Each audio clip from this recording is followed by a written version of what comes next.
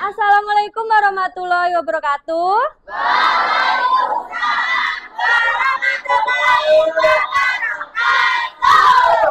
Semangat pagi.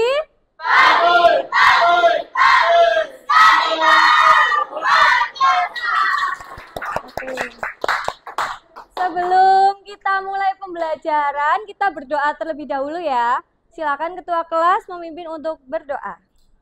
Sebelum belajar, marilah kita berdoa. Kita mulai.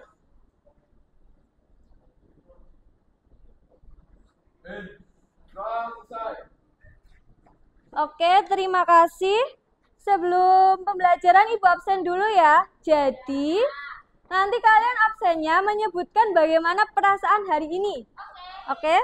Apa senang, galau, atau biasa aja? Udah siap? Yang pertama Adinda Renata. Gimana perasaan hari ini? Kocak. Apa yang bikin kocak? Yang bikin kocak siapa? Oh, teman-teman ya. Adinda Trea. Apa perasaannya hari ini? Sedih. Kenapa sedih? Gak apa-apa ya, sedih ya. Yolanda, gimana perasaannya? Senang. Selika, terakhir, gimana perasaannya? Senang banget, oke. Udah dipanggil semuanya? Jadi, dari semua perasaan-perasaan ini kan tadi yang sedih, ada yang senang, biasa, galau, itu nggak apa-apa ya, Rek. Dirasain aja, namanya juga manusia ya. Jadi, perasaan kita itu seperti iman kita, kadang naik, kadang turun. Jadi kadang kita lagi pengen senang, lagi pengen sedih gitu. Jadi dirasain aja. Yang penting masih dalam hal yang positif. Oke. Minggu kemarin ada yang tahu kita belajar apa? Ada yang masih ingat? Retail, betul. Jadi kita minggu lalu belajar tentang bisnis retail. Ada yang masih ingat kita belajar apa aja? Jenis-jenis, pengertian, faktor, betul. Contoh-contohnya udah paham tentang bisnis retail? Oke, jadi hari ini kita belajar tentang bisnis waralaba. Nah, ini nanti PPT-nya atau materinya Ibu bagi ya. Jadi diperhatikan. Nah, ada yang tahu itu kata waralaba atau yang dimaksud waralaba? Belum tahu ya? Jadi, waralaba itu singkatan dari dua kata, wara dan laba. Wara ada yang tahu apa wara? Wirausaha, oke nggak apa-apa. Wara ada yang tahu? Wara itu artinya kita itu mendapat keuntungan, laba kan keuntungan. Wara itu kita mendapat keuntungan yang lebih banyak. Iya, betul. Jadi waralaba, wara dan laba, wara itu banyak, laba itu keuntungan.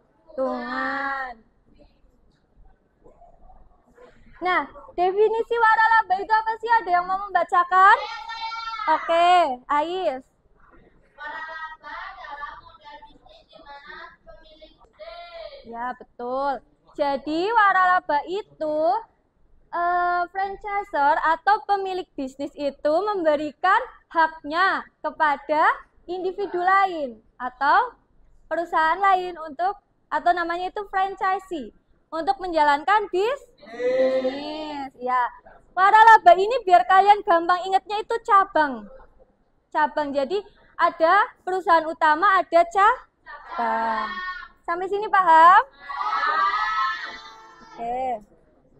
Selanjutnya pentingnya waralaba. Di sini penting karena memberikan akses kepada merek yang sudah terkenal.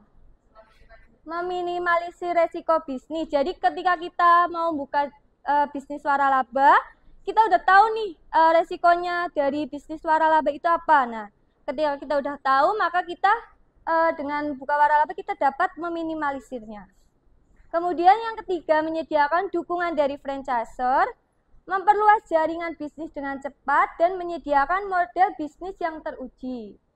Nah, dengan waralaba ini, pengusaha itu dapat memulai usaha dengan dasar yang kuat dan peluang kesuksesan yang lebih besar. Nah, karena Maksudnya apa di sini? Karena waralaba itu kan bisnis yang udah ada ya. Nah, jadi kita membuka cabang yang baru. Makanya itu ketika kita membuka cabang yang baru, kita udah tahu nih keuntungannya, prospek kedepannya. Nah, jadi resikonya itu lebih kecil tapi keuntungannya lebih besar. Nah, di sini ada jenis-jenis waralaba. Ada berapa? Oke, Ibu ambil contoh 3. Yang pertama, waralaba produk dan merek dagang. Nah, kalau produk dan merek dagang ini fokusnya ke produknya sama mereknya. Jadi perusahaan itu membuka bisnisnya lebih fokus pada distribusi produk dan merek yang udah terkenal. Nah, di sini contohnya ada Coca-Cola dan Toyota. Yang selanjutnya itu ada waralaba format bisnis. Nah, ini fokusnya itu pada format bisnisnya atau sistem operasional. Di sini contohnya itu McD dan KFC. Ada yang pernah ke McD? Pernah. Ke KFC? Yang belum pernah? CFC pernah? Enggak. Ya, nah, kalau McD KFC itu kita pesen terus bayar atau enggak? Ya. Nah, jadi itu sistemnya itu di mana-mana, di McD Batu, Malang, terus di semuanya itu sama semua ya. Jadi kita pesen, terus kita bayar. Kalau mau drive-thru juga sama kan, kita harus muter ya. Muter, ada naik mobil sendiri, jalurnya sendiri. Nah, itu fokusnya ke format bisnis. Yang ketiga itu ada waralaba manufaktur. Coba ada yang mau membacakan? Oke. Pada jenis waralaba lisensi. Ya. Nah, jadi kalau waralaba manufaktur ini produsennya atau franchisernya itu punya lisensi dari produknya. Nah, ketika kalian ingin membuka produk atau cabang, jadi ada lisensinya. Contohnya di sini minuman berlisensi. Sampai sini ada yang mau ditanyakan? Tidak. Nah, lanjut ke komponen utama bisnis waralaba. Dari tadi kita udah ngomong franchiser, franchisee itu apa sih? Kalau franchiser itu pihak yang punya perusahaan, ya. Atau pengusahanya atau perusahaan utama. Itu namanya franchisor. Kalau franchisee itu pihak yang memperoleh hak dari franchisor untuk menjalankan bisnis dengan merek, sistem, dan dukungan yang diberikan. Kalau di sini itu ada perjanjian waralaba. Nah, kalau perjanjian waralaba itu dokumen hukum yang mengatur hak dan kewajiban kedua belah pihak. Nah, jadi di perjanjian itu antara franchisor sama franchisee ada dokumen hukumnya, entah itu mengatur sistem SOP, terus kemudian sistem bagi hasilnya, terus kemudian keuntungannya, itu diatur di perjanjian waralaba.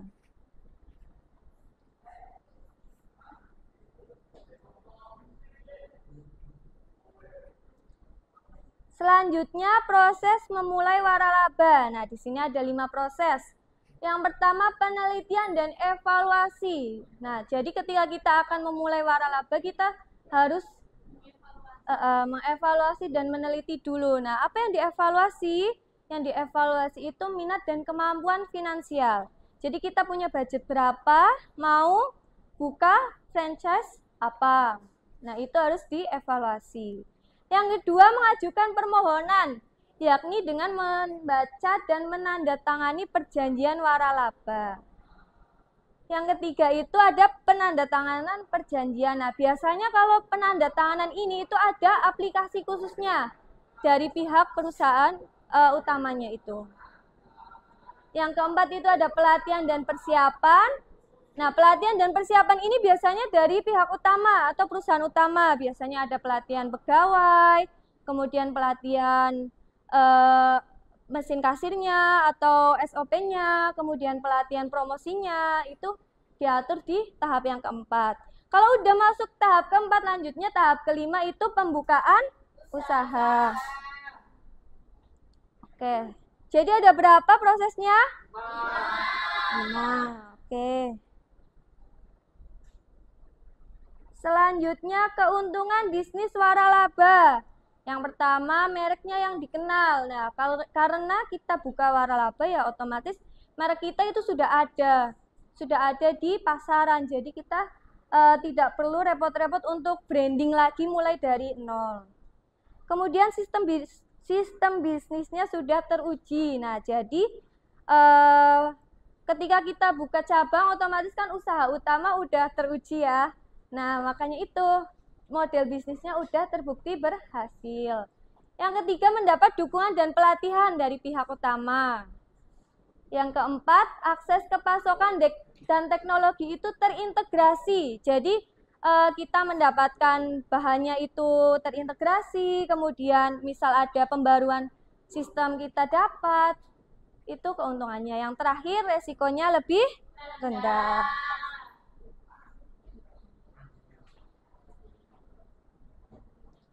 Selanjutnya, strategi sukses dalam bisnis waralaba. Nah, di sini ada 5 strategi. Boleh dibacakan nomor 1? Oke. Memilih waralaba yang tepat. Memilih waralaba yang sesuai dengan minat, kemampuan, dan pasar lokal. Ya. Nah, jadi ketika kita mau buka waralaba, kita harus lihat minat, kemampuan, dan pasar lokal atau pertumbuhan ekonomi yang lagi rame di pasar itu apa. Yang kedua, ada yang mau baca? Jawab, boleh? Mengikuti sistem, mematuhi semua pedoman dan sistem yang diterapkan oleh Franchise.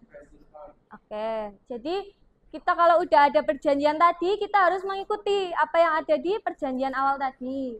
Yang ketiga, fokus pada layanan dan pelayanan, yaitu mematuhi semua pedoman dan sistem layanan dan pelayanan yang ditetapkan dalam perjanjian awal waralaba. Yang keempat, mengelola keuangan dengan baik, yakni memelihara komunikasi yang baik dengan franchisor untuk mendapatkan dukungan dan pembaharuan. Jadi ketika kita keuangannya udah baik, maka kita sama perusahaan utama atau franchisornya itu mendapatkan keuntungan, yakni adanya dukungan, misal dukungan mental dan spiritual, mungkin ntar ada rekreasi, terus kemudian ada dukungan pembaharuan, misal sistem kasir gitu. Yang terakhir itu berkomunikasi dengan franchisor, yakni memantau dan mengelola keuangan dengan hati-hati. Sampai sini ada yang mau ditanyakan? Oke, nah di sini ada contoh kasus waralaba sukses. Itu ada McD, ada 7-Eleven. Ada yang tahu 7-Eleven? Nggak tahu? 7-Eleven itu toko yang dulunya menjual makanan Korea, tapi sekarang, iya kan tahu? Sekarang jual makanan cepat saji kayak mie-mian. Oke, selanjutnya kita nonton video dulu ya. Oke. Videonya tentang apa ini? Coklat Mato. Minuman coklat Mato ya. Gimana videonya, menarik apa enggak? Menarik. Gambarnya bagus apa enggak? Ya. Sekarang Ibu punya pertanyaan nih. Dari franchise Coklat Mato ini, gimana caranya biar Coklat Mato ini meningkatkan kesadaran dan daya tariknya di bisnis waralaba yang ada? Ada yang mau jawab? Saya.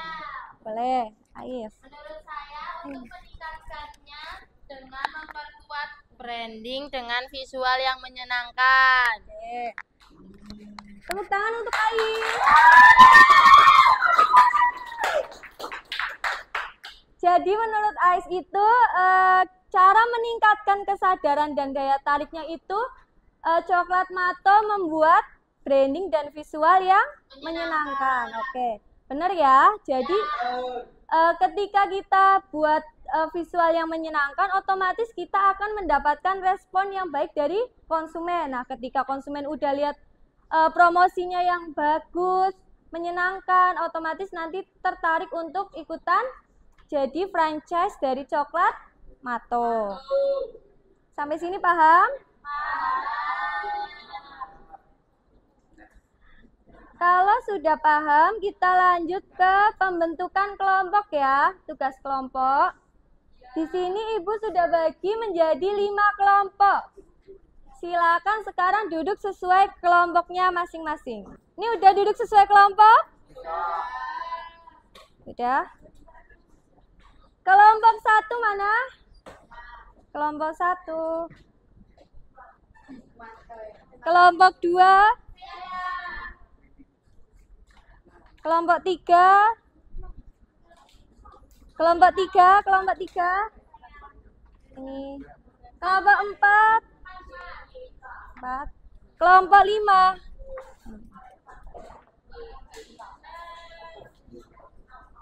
Nah, sekarang tugasnya ada di LKPD itu. Jadi kalian sekarang tulis nama anggotanya dulu di bagian atas. Paham? Paham. Selanjutnya nanti kalian mengerjakan studi kasus. Itu ada 3 pertanyaan dan ada kasusnya. Nanti kalian buat di PPT ya. Nanti kita diskusikan dan presentasikan. Sampai sini tugasnya paham? Oke. Waktu mengerjakannya 30 menit cukup gak? Cukup. 30 aja. 30 ya. Oke. Kalau ada yang mau ditanyakan langsung ngaceng aja. Ini udah paham tugasnya? Sudah. Oke. Ini udah paham tugasnya? Sudah Bu, ini lagi mengerjakan. Ini udah paham tugasnya? Iya, namanya ditulis dulu. Ditulis nama anggotanya.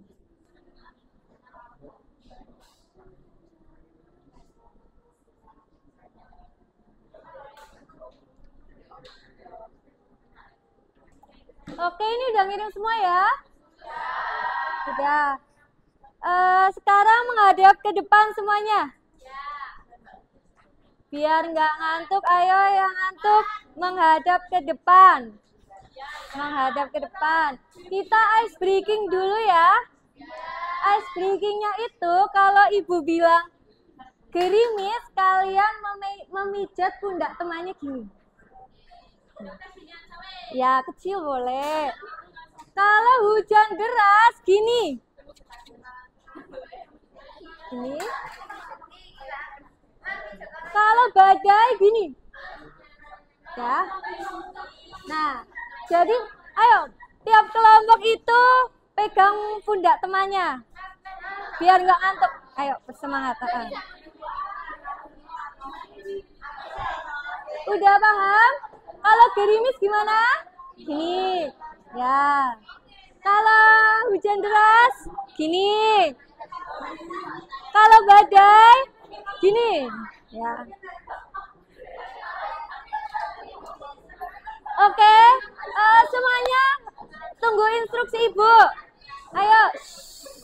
Semuanya tenang. Sekarang tangan di atas. Tangan di atas. Ayo yang belakang tangan di atas. Tangan samping. Tangan di depan. Depan, tangan di depan. Sekarang pundak teman, pegang pundak teman sebelah kiri. Gerimis. Gerimis. Ayo pijat kecil. Ya, yang enak. Yang enak pijatnya. Sekarang badai. Badai. Badai gimana badai? Nah, jeduk-jeduk. Sekarang waktunya presentasi ya. Biar adil kita presentasinya pakai spin ya, yang maju pertama.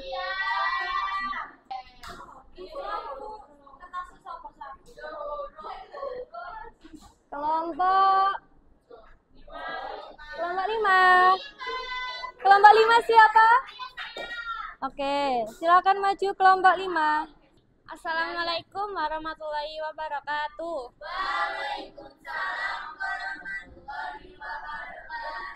Di sini kelompok kami akan mempresentasikan sedikit tentang hasil penelitian kami di ST Indonesia. Sebelumnya, perkenalkan, nama saya Nesa Bilun Karista. Saya Dara Asifa. Saya Yolanda Kesha Nindita. Saya Zelika Mia Zahra. Saya Nelisa Lesi Maulida. Saya Riko Dinova. Kasusnya yaitu ST Indonesia. ST Indonesia adalah waralaba minuman yang menawarkan berbagai varian teh dengan harga yang terjangkau. Meskipun populer di berbagai kalangan, ST Indonesia menghadapi tantangan berupa perubahan preferensi konsumen yang mulai tertarik pada minuman yang lebih inovatif, seperti bubble tea atau kopi susu kekinian. Pertanyaannya, bagaimana ST Indonesia bisa menarik konsumen yang mulai beralih ke minuman kekinian seperti bubble tea? ST Indonesia dapat menarik konsumen dengan memperkenalkan varian teh yang lebih inovatif, seperti teh dengan tambahan topping populer misalnya boba atau jelly, sambil tetap mempertahankan harga yang terjangkau. Kemudian pertanyaan yang kedua, yaitu apa inovasi produk yang dapat diperkenalkan oleh ST Indonesia untuk mengikuti tren tanpa kehilangan identitas mereknya? Bagaimana franchise ST Indonesia dapat berperan dalam mempromosikan varian baru atau promosi untuk meningkatkan penjualan? ST Indonesia dapat mengembangkan varian teh premium dengan rasa-rasa eksotis atau teh campuran dengan bahan lokal yang unik, sehingga tetap relevan dengan tren sambil mempertahankan identitas sebagai spesial teh. kemudian pertanyaan yang ketiga, Yaitu bagaimana franchise ST Indonesia dapat berperan dalam mempromosikan varian baru atau promosi untuk meningkatkan penjualan? Prancis dapat aktif dalam mengadakan promo lokal, seperti diskon pembelian untuk varian baru, serta menggunakan media sosial untuk mempromosikan minuman terbaru. Mereka juga bisa mengadakan acara kecil di gerai untuk menarik lebih banyak pelanggan. Apakah ada pertanyaan?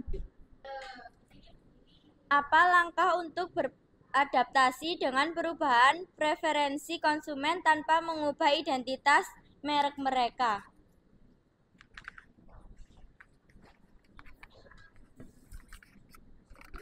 Terima kasih pertanyaannya, izinkan saya jawab. Jawabannya yaitu dengan menambahkan pilihan menu baru dan memperbarui desain kemasan dan mengadakan promosi. Sama, yang lainnya ada lagi kah? Ada pertanyaan lagi? Tutup ya Bu. Terima kasih atas perhatiannya. Mohon maaf jika ada salah kata. Wassalamualaikum warahmatullahi wabarakatuh. Waalaikumsalam warahmatullahi wabarakatuh. Tepuk tangan untuk kelompok 5. Assalamualaikum warahmatullahi wabarakatuh.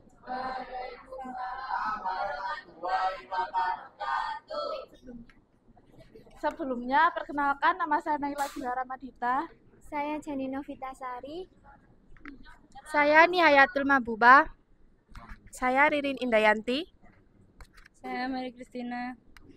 Saya Nea Natasha. Di sini kami dari kelompok 2 akan mempresentasikan Kopi Janji Jiwa. Kopi Janji Jiwa adalah salah satu kedai kopi yang sukses di Indonesia dengan konsep Grab and Go. Mereka fokus pada kualitas kopi dengan harga yang terjangkau, membuatnya menjadi populer di kalangan anak muda dan pekerja. Namun, dengan banyaknya brand kopi lokal lainnya yang bermunculan, Janji Jiwa harus menemukan cara untuk mempertahankan loyalitas pelanggan dan terus menarik pelanggan baru.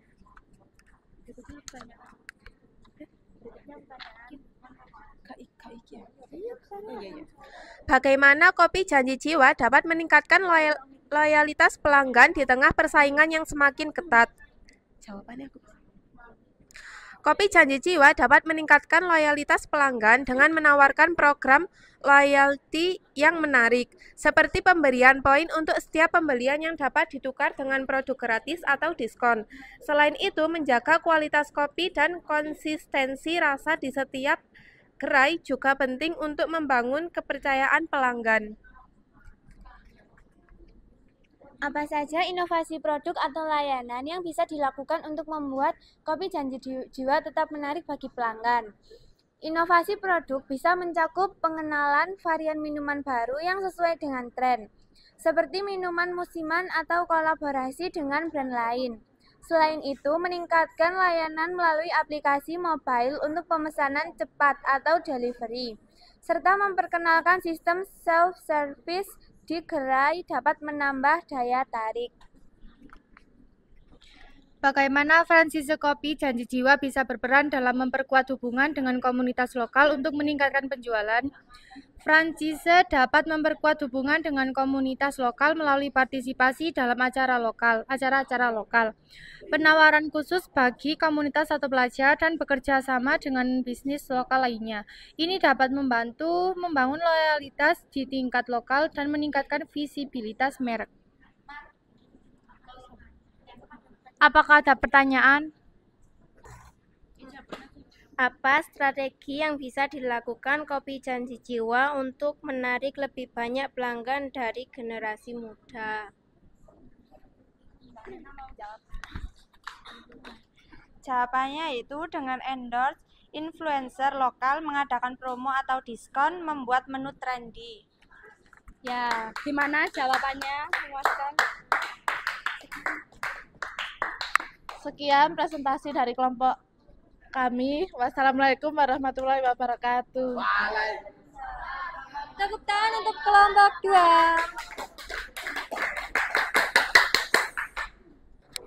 Oke, terima kasih yang udah presentasi ya. Jadi tadi ada apa aja ide franchise-nya? Rocket Chicken, terus Kebab Baba Raffi, terus Janji Jiwa ST Indonesia. Ya, selain itu ada yang tahu lagi? Ada yang mau nyebutin? Contoh bisnis franchise? Ayam geprek sai, ya betul. McD, di sana Mixu, ya. Nah, jadi tadi kita udah belajar tentang bisnis waralaba ya. Kalau tadi kita udah pengertian, contoh, terus tahap prosesnya udah kan? Sudah. Ada yang mau ditanyakan sampai sini? Oke. Jadi kesimpulan pembelajaran hari ini itu ada rekapitulasi bisnis waralaba. Ada yang mau membacakan? Ayo, nggak apa-apa. Ya. Jadi di sini ada dua. Yang pertama, ketika kita mau membangun bisnis waralaba itu menawarkan peluang bisnis dengan dukungan dan sistem yang telah teruji. Terus yang kedua, masa depan bisnis waralaba. Nah, ketika kita pakai bisnis waralaba itu akan terus berlanjut dengan adanya inovasi dan adaptasi. Oke, ada yang mau ditanyakan pada materi hari ini? Oke, kalau tidak ada, silakan sekarang mengisi link refleksi dan evaluasi. Oke, sudah mengisi semuanya? Sudah. Oke, jadi hari ini kita udah belajar tentang bisnis waralaba ya. Untuk pertemuan minggu depan, kita masih belajar tentang bisnis waralaba. Jadi nanti materinya dipelajari lagi ya, dibaca-baca.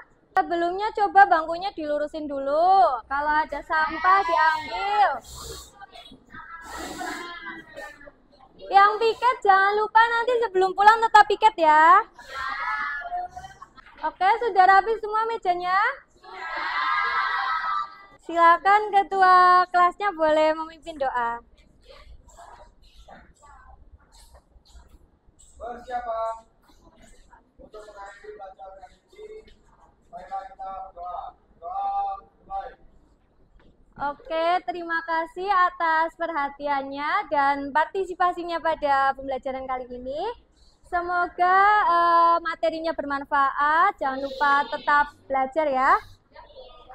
Ibu tutup. Wassalamualaikum warahmatullahi wabarakatuh.